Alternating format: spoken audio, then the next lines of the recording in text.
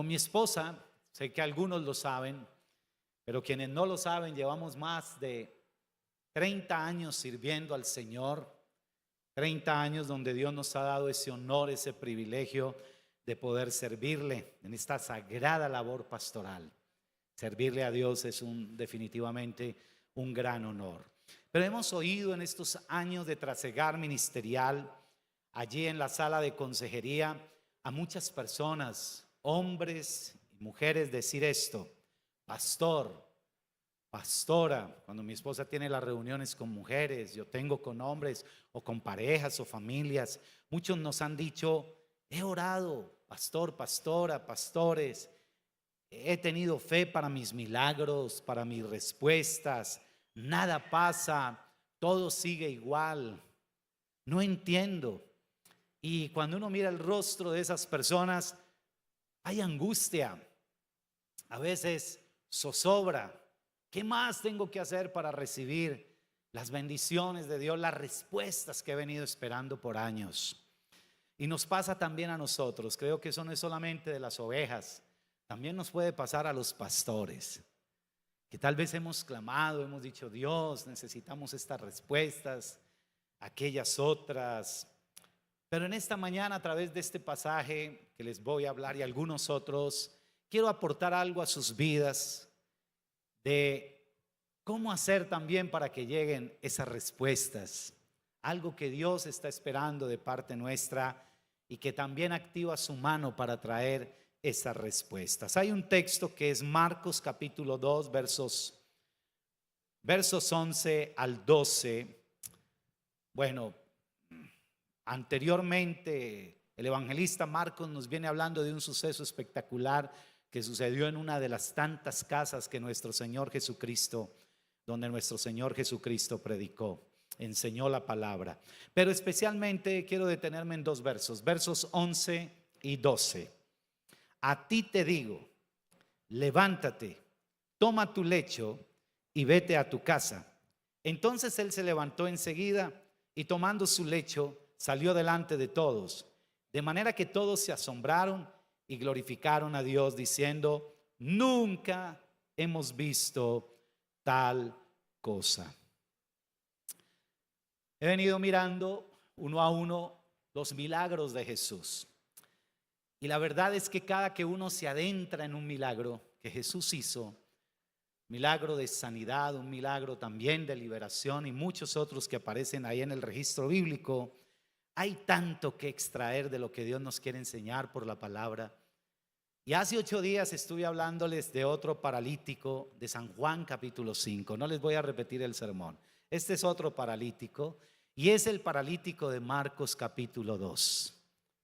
Creo que quienes conocemos de la palabra hemos oído predicar sobre Marcos 2, y Marcos 2 nos habla de Jesús en Cafarnaún, y Cafarnaún es presentada como la base operativa de Jesús en Galilea, un lugar donde la popularidad de Jesús era inmensa, y ese fue un punto clave para la predicación también. Cafarnaún, o Capernaum como aparece en otras versiones, Cafarnaún también se le llama.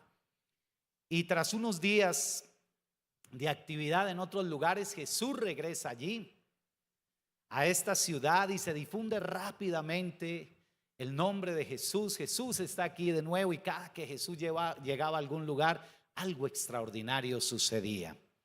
Y estaban a punto de presenciar otro milagro. Se dice que esa casa donde Jesús estaba, y había cantidad de personas rodeando la misma y dentro de ella, es posiblemente la del apóstol Pedro.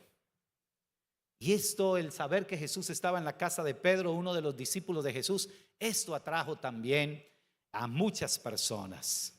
Y ahí encontramos una casa, encontramos un hombre paralítico, a diferencia del paralítico de hace 8 días que nos dice que llevaba 30 años postrado. Aquí no se nos menciona los años en que este hombre era paralítico, pero él llega allí a la casa.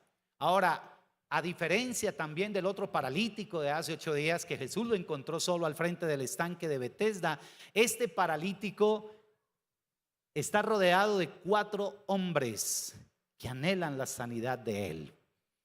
Espectacular. ¿Cómo necesitamos de otras personas también para que nos ayuden a llevar cargas?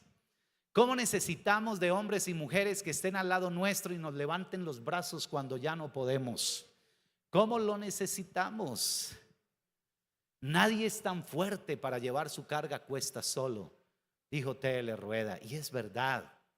Ninguno de nosotros es tan fuerte. Hay momentos en la vida donde vamos a necesitar que muchos nos ayuden a llevar cargas demasiado pesadas, que si nosotros las llevamos solos nos vamos a desplomar. Claro, usted dirá, tenemos a Jesús, claro que sí, pero por eso Dios nos rodeó de gente tan linda, de personas de oración, de personas que nos aman, y cuando nos ven atribulados, cansados, agobiados, nos dicen: ven, yo te ayudo a llevar esa carga, ven, yo oro por ti. Una palabra de la Biblia, cuánto bien trae a nuestras vidas. Y este hombre tenía fe para ser sanado, claro que sí, pero estos 4 hombres que lo rodeaban, estos 4 hombres anhelaban la sanidad de este paralítico. Y la casa estaba llena. Y ellos decían: ¿cómo podemos llevar al paralítico para ponerlo frente a Jesús? Porque esa era la meta de ellos, poner al paralítico frente a Jesús. Y eso es lo que hacemos cuando nosotros estamos rodeando a otras personas en oración. Las estamos trayendo delante de Jesús. Amén.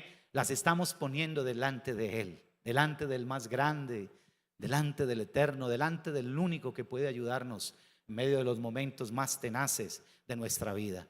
Por eso es que nunca podemos dejar de orar por nuestros familiares, ponerlos siempre ahí, de quienes están en Jesús, de los que se han apartado, de amigos también, de muchas otras personas que necesitan de nuestra oración. El hombre quería ser sano de su parálisis y los otros 4 hombres también querían que él fuera sano.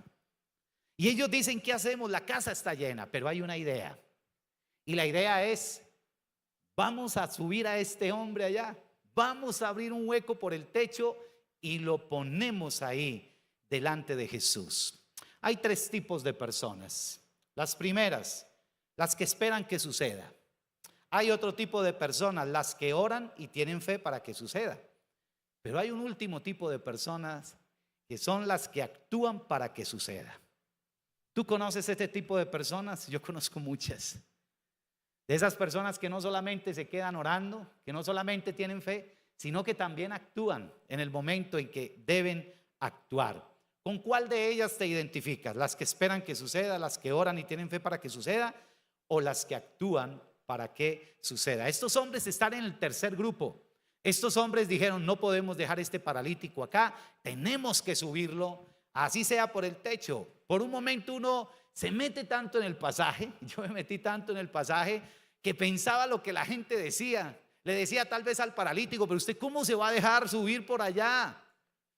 Es preferible que quede paralítico y no que se muera. Lo dejan caer de allá, imagínense. O los que le decían a los 4 hombres que lo iban a subir: hombre, no hagan eso, ¿en qué problema se van a meter ustedes si ese hombre se cae de ahí?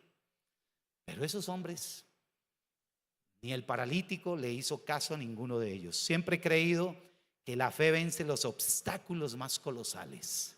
La fe vence los obstáculos más colosales. Cuando hablamos de colosales, estamos hablando o describe cosas de dimensiones extraordinarias, gigantescas, monumentales. Y en cierta forma lo que esos hombres estaban haciendo era monumental. Ellos podían haber dicho: no, esperemos a ver a qué hora sale Jesús y se lo mostramos.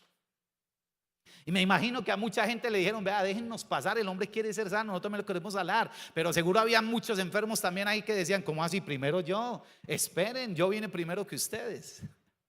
Pero a esos hombres no los limitó nada. Me encanta cuando la palabra dice: al ver Jesús, la fe de ellos, dijo al paralítico, verso 5: hijo, tus pecados te son perdonados. Había una prioridad espiritual en la vida de ese hombre. Jesús perdona siempre los pecados primero. A veces oramos por sanidad sobre muchas personas y eso no está mal, pero Dios es un Dios de orden. Y hay personas que ciertamente están enfermas y quisiéramos la sanidad de ellas, pero hay una necesidad prioritaria y es la necesidad espiritual. La necesidad de perdón, la necesidad de salvación. Por eso cuando nuestros familiares están enfermos, amigos, vecinos, a lo primero que tenemos que llevarlos a pensar es que ellos necesitan de Jesús. Antes que una sanidad física tuya, podemos decir: tú necesitas es que Jesús venga, te perdone y te salve. Esa es la necesidad prioritaria. prioritaria, es la necesidad más profunda de cualquier ser humano. La sanidad espiritual antes que la necesidad física, y Jesús lo sabía. Dígalo conmigo, yo pongo la oración. Dios tiene el poder y la solución. Ahora, en este pasaje, como en muchos otros, como algunos otros que vamos a ver, me encanta porque Dios no trabaja solo. Jesús no trabaja solo. Jesús siempre quiere la participación del ser humano en lo que Él va a hacer. Ahora, esto es como una sociedad, como cuando dos personas dicen, venga, vamos a hacer un negocio. Sí, en cierta forma. El mejor negocio para Dios es la salvación de las almas, ¿cierto? Ese es el mejor negocio, en el buen sentido de la palabra. Y Dios también quiere que nosotros participemos en sus buenas obras. Entonces el Señor dice, venga, vamos a hacer algo. Yo voy a poner el 90%, yo invierto el 90% y usted va a invertir el 10%. Dios no patrocina la flojera ni patrocina vagos. Dios siempre quiere que tú y yo participemos en sus extraordinarias obras. Y Jesús iba a sanar al paralítico, pero el paralítico tenía que hacer algo. Me encanta cuando Jesús le dice, levántate. Si él no se levanta ante la orden de Jesús, no sucede nada. Levántate, toma tu ¿qué? Tu camilla. Lo mismo que le dijo al paralítico de hace 8 días de San Juan 5. Dios siempre espera nuestra participación. Dile al que está a tu lado, haz tu parte. Dios hará la suya. No lo dudes nunca. Haz tu parte. Este y otros pasajes de la Escritura nos hablan de cómo Dios siempre espera la participación del ser humano para los milagros. En muchos casos. San Lucas 6 al 10 nos habla del hombre de la mano seca. ¿Cuántos han leído ese pasaje? El hombre de la mano seca, Jesús pasa un día de reposo, entra en la sinagoga, les estaba allí enseñando y dice la palabra que había un hombre que tenía seca la mano derecha. San Lucas 6 al 10. ¿Usted imagina el complique de ese hombre? Si era derecho, imagínese. Duro. Que cualquiera podría decir, una mano seca. Pues uno que no la ha vivido, pero el que la está viviendo, ¿cómo será eso de complejo? Hasta para sus necesidades, ¿cierto? Y dice la palabra que le acechaban quienes, los escribas, los fariseos estaban allí, a ver si Jesús en el día de reposo lo sanaría, para siempre tener algo de qué acusarle. Dice más, él conocía los pensamientos de ellos y dijo al hombre que tenía la mano seca, verso 8, levántate y ponte en medio. Verso 10, extiende tu mano, y él lo hizo así y su mano fue restaurada. Tremendo. Dios siempre va a ser lo más grande, Dios siempre va a ser lo que se sale de nuestra comprensión humana, pero Dios nos dice, yo quiero que tú participes, que tú estés ahí. San Juan capítulo 11 versos 37 y 39, otro extraordinario milagro. Dice la palabra ya en San Juan 11, 37 y 39 al 41. Se lo voy a leer y algunos de ellos dijeron, ¿no podía que abrió los ojos al ciego haber hecho también que Lázaro no muriera? Dijo Jesús, quitad la piedra. Marta, la hermana del que había muerto, le dijo, Señor, hiede ya, porque es de 4 días. Jesús le dijo, ¿no te he dicho que si crees verás la gloria de Dios? Entonces, ¿qué? Quitaron la piedra de donde había sido puesto el muerto. Y Jesús, alzando los ojos a lo alto, dijo, Padre, gracias te doy por haberme oído. Si no se quita la piedra, no sucede el milagro. Jesús hubiera podido hacer que fuego del cielo cayera y desmenuzara esa piedra. ¿Cuántos lo creen? Yo lo creo. Que un rayo del cielo viniera y partiera esa piedra para él poder declarar la palabra. No, quiten la piedra.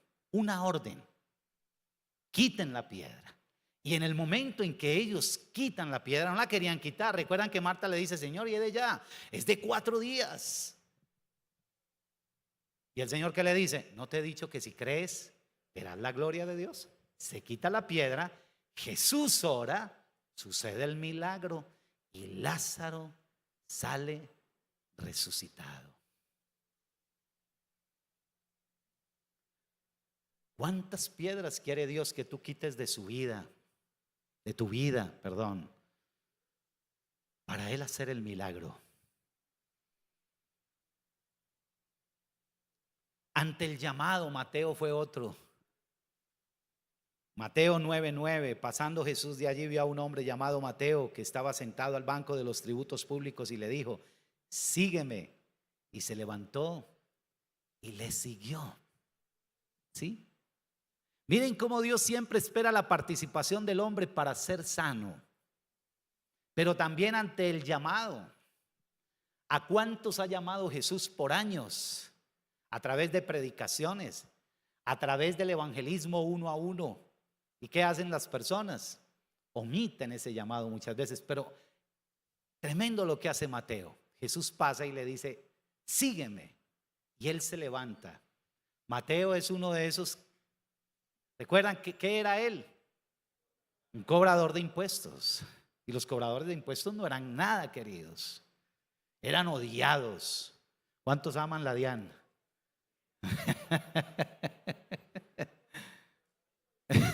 Cuesta, ¿verdad? Y más cuando mandan a multar. María Fernanda, ojo que María Fernanda trabaja en la DIAN, ella la ama.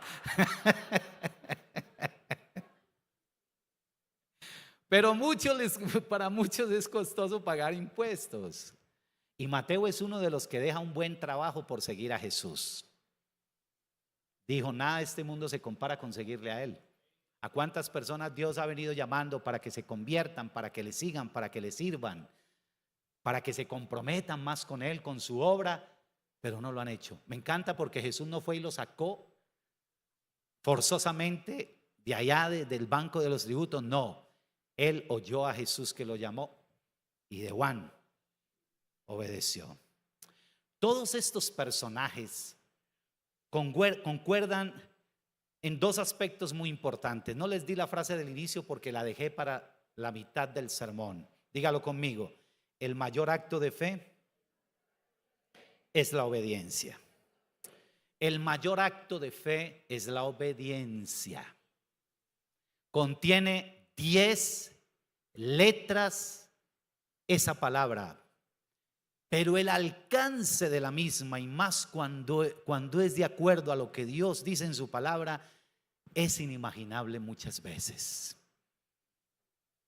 La única parte de la Biblia que yo creo es la que obedezco. Hay personas que dicen: de la Biblia me gusta esto. ¿Por qué? Porque es que a mí también me gusta como humano. Yo estoy de acuerdo con Dios en esto y en esto. Pero cuando Dios comienza a hablar acerca de su palabra, de abandonar, de quitar, entonces ahí sí no les gusta. No, esto no va conmigo. Esto no me gusta. Es como cuando a uno le traen un plato a la mesa, ¿sí? Y uno dice: esto me gusta, no me gustó esto, no me gustó lo otro. A veces hacemos así con la Biblia. Y pasamos las hojas, ¿cierto? Cuando no nos gusta algo: el Señor aquí me está reprendiendo. Este no. Mejor me voy a los salmos. Los salmos, qué bellos, cómo hablan de cómo Dios nos ayuda en medio de las pruebas. Pero Dios también hace exigencias. Dios también a veces nos ajusta con ciertos pasajes. Segunda de Timoteo 3:16, lo recordamos todos, ¿verdad? Toda la escritura es inspirada por Dios. Lo que a ti y a mí nos gusta o no nos guste de la Biblia, toda es inspirada por Dios. Toda, absolutamente. Alguien me decía una vez: me gustan solo los salmos y solo leo salmos. Decía: ¿por qué no te vas por allá a las epístolas también? Que Dios te quiere hablar a través de los apóstoles, de muchas cosas que hay que hacer. Eso es lo que dicen a mucha gente y aún algunos cristianos. No estoy de acuerdo con la Biblia sobre esto. Pero algo que amo de la Biblia es que es clara en cuanto al tema de la obediencia. En cuanto al tema del amor es súper clara, pero en cuanto al tema de la obediencia también es súper clara. Y la Biblia nos habla de cómo la obediencia también es clave para recibir los milagros. Amén por la oración. San Juan 14:13: y todo lo que pidiereis al Padre en mi nombre, os lo daré. ¿Cuántos han recibido respuestas a través de la oración? Amén, muchos, ¿cierto? ¿Cuántos han recibido respuestas cuando han tenido fe? Espectacular, pero vamos a ir más allá. Oración más fe más obediencia. Como les decía al principio, tal vez no hemos recibido muchas respuestas. Hemos orado, hemos tenido fe, pero falta un ingrediente que es clave: obediencia. La fe y la obediencia en la palabra también van ligadas. Creer y obedecer es uno de los temas de toda la Escritura, desde Génesis 1 hasta Apocalipsis 21, perdón. Ahí. Y la Biblia nos habla de relaciones de obediencia. La primera relación de obediencia es para con Dios. ¿A quién es el primero que hay que obedecerle? A Dios. Me encanta, porque tanto en el Antiguo como en el Nuevo Testamento, por ejemplo, Dios le dice a Noé: voy a mandar un diluvio sobre la tierra. Lo hablamos con los hombres el viernes en la reunión.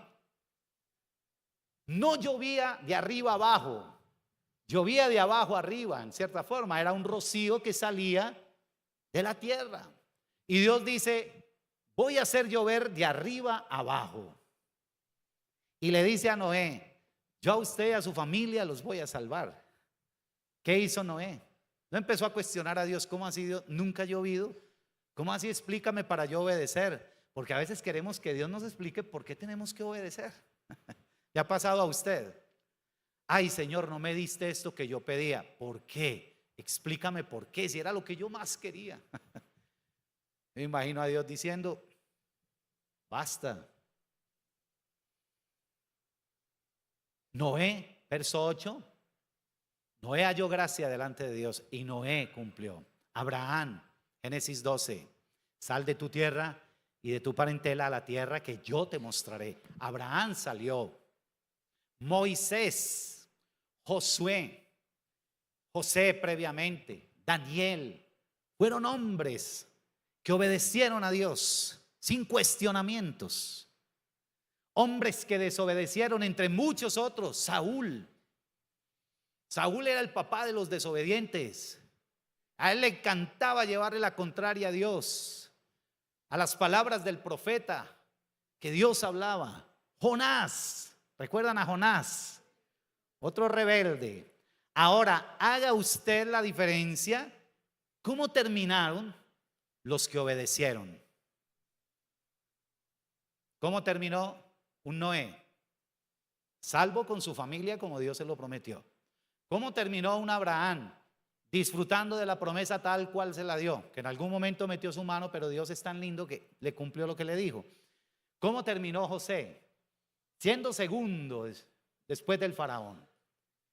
¿Cómo terminó Moisés? ¿Cómo terminó Josué? ¿Cómo terminaron esos hombres? ¿Cómo terminó un Daniel? Y bueno, se nos iría mucho tiempo hablando de todos esos hombres, pero ¿cómo terminó Saúl? Terrible, ¿cierto? El mismo Jonás, un hombre amargado todo el tiempo. Anote esto que le puede servir. Lo llevo acá y le pido a Dios que me ayude a tenerlo muy claro en mi vida. La obediencia a Dios es el secreto de las vidas que triunfan. La obediencia a Dios es el secreto de las vidas que triunfan. Cuando tú estás en obediencia a Dios, estás transitando por el carril correcto para que fluyan todas las bendiciones, para que fluyan las respuestas de Dios. Así es. Lo he podido ver, sé que muchos de ustedes también, por no decir que todos lo hemos visto cuando hemos obedecido a Dios.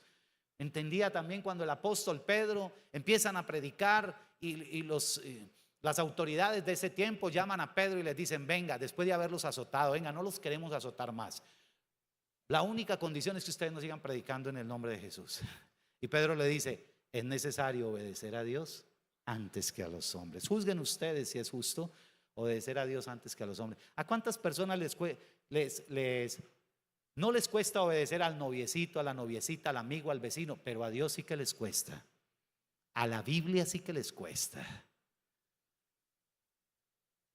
Relaciones de obediencia. Otra relación de obediencia La Biblia dice que los cristianos obedecemos a Dios y eso lo vemos de principio a fin. Mire lo que dice Hebreos 12:9. Dice: por otra parte tuvimos a nuestros padres terrenales que nos disciplinaban y los venerábamos. Nos disciplinaban, perdón, hay una coma ahí, y los venerábamos.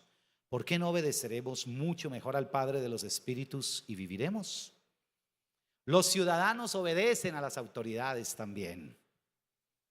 Obedecen a las autoridades. Mi obediencia a Dios tiene que ir ligada a la obediencia a las autoridades. Y permítanme, les hablo acá de algo que se viene para nuestro país, y son las elecciones a presidente. Yo he oído muchos cristianos decir: no, yo oro tanto por mi nación, yo tengo una fe que mi nación va a estar diferente, pero no votan. No van más allá de la oración y la fe. Mi hermano, se está quedando en la mitad del camino. La Biblia nos insta a votar, a obedecer a las autoridades. Romanos 13:1. Y venga, le doy otra ñapita de la palabra. Primera de Pedro 2:13 al 14. Por causa del Señor, someteos a toda institución humana, ya sea al rey como a superior, ya a los gobernadores como por él enviados para castigo de los malhechores y alabanza de los que hacen bien. Ejerzamos ese derecho, el derecho a votar. Si no ha inscrito su cédula, hasta el 31 hay plazo. O si quiere cambiar de puesto de votación, hasta el 31 de marzo. Ahora, si es bien claro que la Biblia nos dice en el Salmo 47:7, porque Dios es el Rey de toda la tierra, cantad con inteligencia, votemos con inteligencia. Son tiempos determinantes para nuestro país y hay que votar con inteligencia. Otra relación de obediencia: los cristianos, las ovejitas, obedecen a los pastores y a los líderes de su iglesia. ¿Cómo dice Hebreos 13:17? ¿Les gusta esa parte? Sí. A muchos les cuesta sujetarse a un pastor. Escuché un personaje que en una ocasión era severo rebelde. ¿Y cómo cambian los rebeldes la palabra, no? Ah, no, pastor, es que la Biblia dice que el Señor es mi pastor, pero mi pastor no es el Señor, y por eso yo no me sujeto a nadie.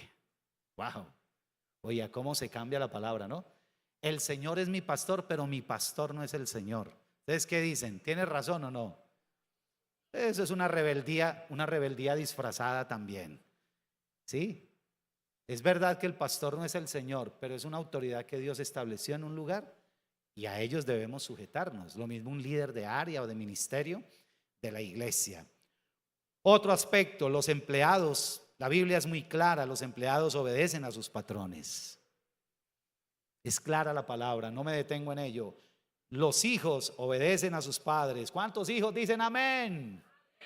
Bueno, los hijos obedecen a sus padres. La Biblia es clara, esas relaciones de obediencia. Pero déjeme hablarle de otro texto, y es 1 Samuel 15:22 al 23. El obedecer es más importante que los ritos. Impresionante. Es más importante. Dice el verso 22 y 23. Bueno, la última parte dice: porque como pecado de adivinación es que la rebelión. Impresionante eso, que a los rebeldes se les compare con los adivinos. Se pone en el mismo nivel la rebeldía con la adivinación, y como ídolos e idolatría la obstinación, por cuanto tú desechaste la palabra de Jehová, él también te ha desechado para que no seas rey. A Dios se le adora y se le alaba como merece. ¿Con qué? Con la obediencia. Adoración sin obediencia es simplemente religiosidad barata.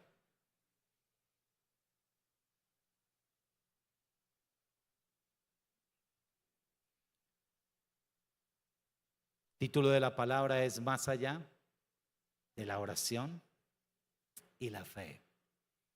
¿Qué es lo que hay más allá? La obediencia. La obediencia. Ahora, no les he sido muy claro que la fe es muy importante y la oración previamente es muy importante. Les hablé de San Juan 14:13, pero no nos podemos quedar ahí. Hay muchos aspectos en nuestra vida donde se requiere del otro paso, de ir más allá, y es la obediencia. Lucas 6:46, el Señor dice: ¿por qué me llaman ustedes Señor, Señor, y no hacen lo que les mando a hacer. A la señal le preceden la fe y la obediencia. Puedes tener mucha fe para los milagros, pero si no obedeces, hay problemas. Ahora, permítanme, les aterrizo este mensaje a nuestro diario vivir. ¿Me lo permiten? Permítanme. Por ejemplo, si Dios te dice, sé honesto, pero sigues haciendo trampas. Sé honesto, pero sigues prendido de la electricidad del vecino para evitar pagar energía, o de la del cable también para evitar DirecTV o los otros que haya. Eso es robo. Eso es trampa. Y dice la palabra en Proverbios 16:11 en la TLA, Dios quiere que seas honrado en todos tus negocios. Entonces yo digo, no, es que eso no tiene nada de malo yo prenderme ahí lo del vecino. Él está pagando, yo no, pero él está pagando. Y yo ahí por los laditos, que la situación económica está tenaz, pastor. Y me toca hacerlo. Si Dios te dice, vive en santidad. Primera de Corintios 6:10-20. Santificar a Dios en nuestro cuerpo, en nuestro espíritu. Si Dios te dice, vive en santidad y ofreces tu cuerpo al pecado permanentemente, estás en relaciones ilícitas, estás fornicando, estás adulterando permanentemente cuando Dios te ha dicho que tu cuerpo es templo del Espíritu Santo. Estás desobedeciendo. Las mentiras. Las mentiras. Cuando la Biblia habla de que tenemos un Dios de verdad, que el Espíritu Santo es la verdad, que Dios el Padre es verdad. Oras, tienes fe, pero ¿te es tan fácil decir mentiras? Estás a mitad de camino y por eso tal vez no has visto muchas respuestas en tu vida, tu familia, si eres líder de hogar. Cuando Dios te dice, lee y escudriña mi palabra, y tú solamente la escudriñas los domingos de reunión.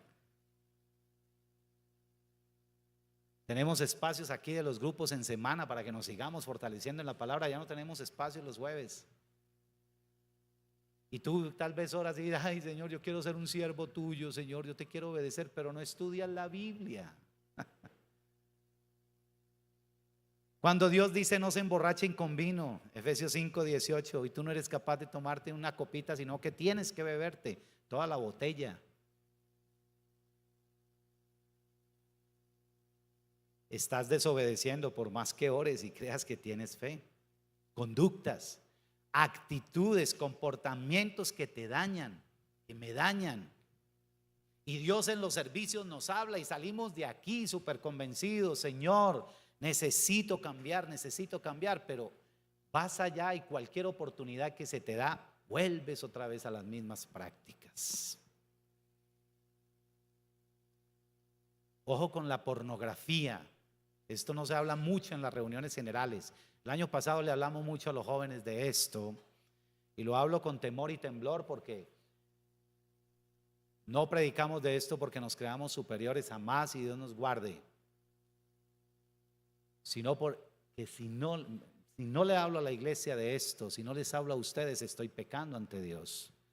Porque esto está en la palabra. Muchas personas hoy batallando, hasta hombres casados, mujeres casadas, batallando con la pornografía, hijos. Y Dios te dice, ten cuidado con los ojos. Lucas 11:34, la lámpara del cuerpo es el ojo. Cuando tu ojo es bueno, también todo tu cuerpo está lleno de luz, pero cuando tu ojo es maligno, también tu cuerpo está en tinieblas. Sales de aquí convencido, el pastor nos habló hoy, pero llegas a casa inmediatamente el canal que te conduce a eso, o al computador, a esas páginas que te conducen a eso. Saca esos demonios de tu vida y de tu casa. No los permitas, eso está trayendo más daño que la misma fornicación y adulterio. Dios te dice que no, obedezcamos. Y si Dios te dice no, no trates de persuadirlo. He aprendido con el Señor que si Él me dice sí, yo no puedo decir no, porque voy a perder, porque el perjudicado soy yo. Soy yo el perjudicado, el llevarle la contravía a Dios y a la palabra. Si Dios te dice no a amistades incorrectas y las sigues cultivando. Me encantan los amigos del paralítico. Y esos son las clases, esa es la clase de amigos que tú y yo tenemos que tener. Esa es la clase de amigos, amigos que nunca nos van a desenfocar de nuestro caminar con Jesús. Un verdadero amigo nunca nos va a hablar mal de nuestro fiel amigo, que es Jesús. Si es que realmente Jesús es tu fiel amigo.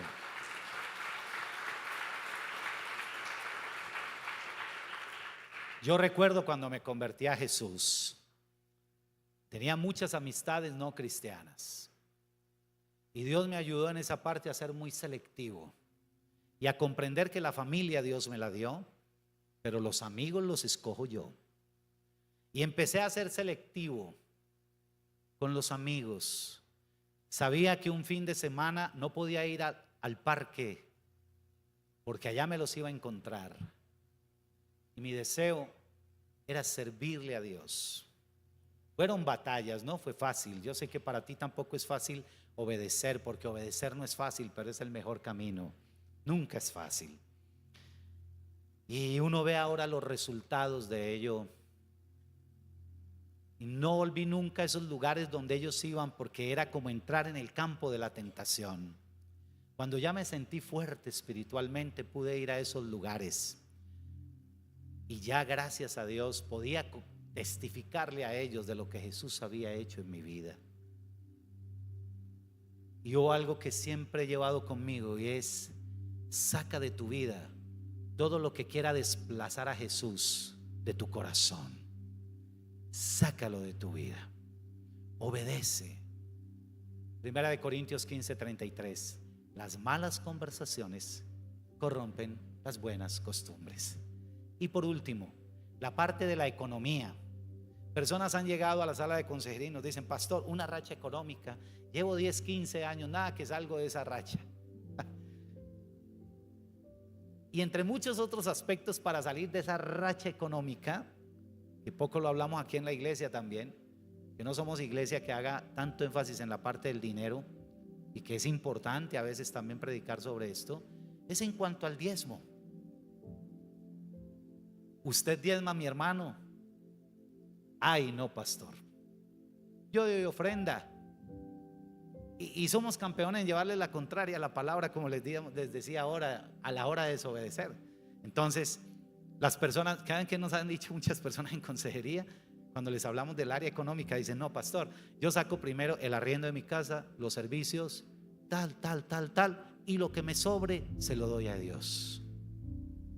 Mi hermano, ahí está la raíz de tu problema, y vas a vivir toda la vida vaciado económicamente si no comprendes el principio de diezmar y ofrendar, que es me parece a mí que es uno de los pilares, porque viene también lo que es la buena administración. Ahora, el hecho de que tú y yo diezmemos no quiere decir que a veces nos pasemos por desiertos económicos, pasamos, pero hay que permanecer ahí en obediencia, porque a cualquier momento Dios nos va a dar la salida. Pero nunca vas a tener una salida si sigues con eso de que todo lo primario terrenal, y a Dios le das el último lugar. El último, lo último que nos sobra por ahí se lo damos ¿a quién? A un habitante de calle. Y Dios nunca es eso. Dios es el primero. Tiene el derecho de ser el primero en nuestro corazón.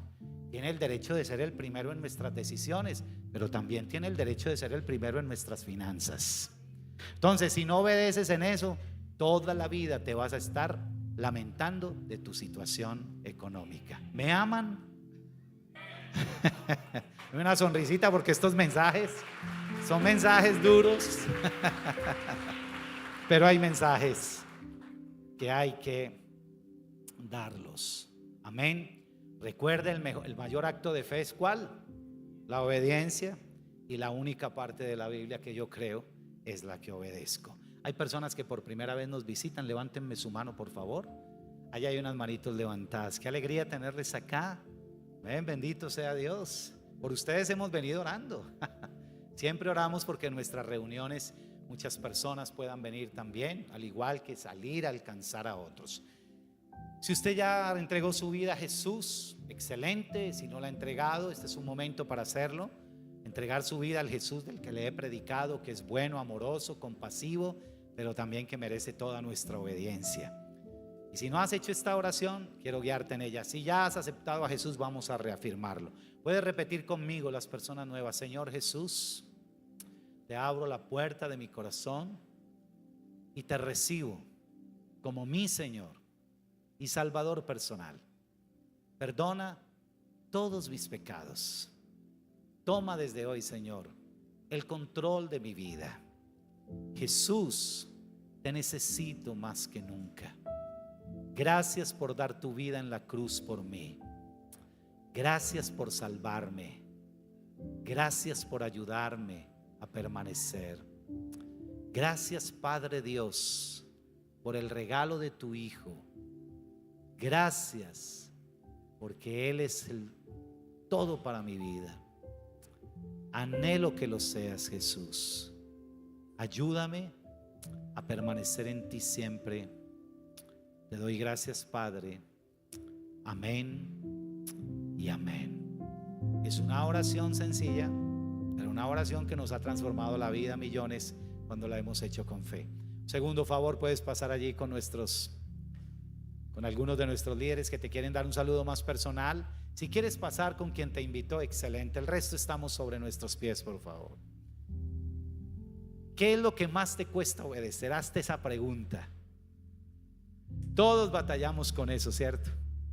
Hay aspectos en los cuales obedecer se nos hace fácil, pero hay otros aspectos donde obedecer cuesta. Y es que el amor cuesta, obedecer cuesta.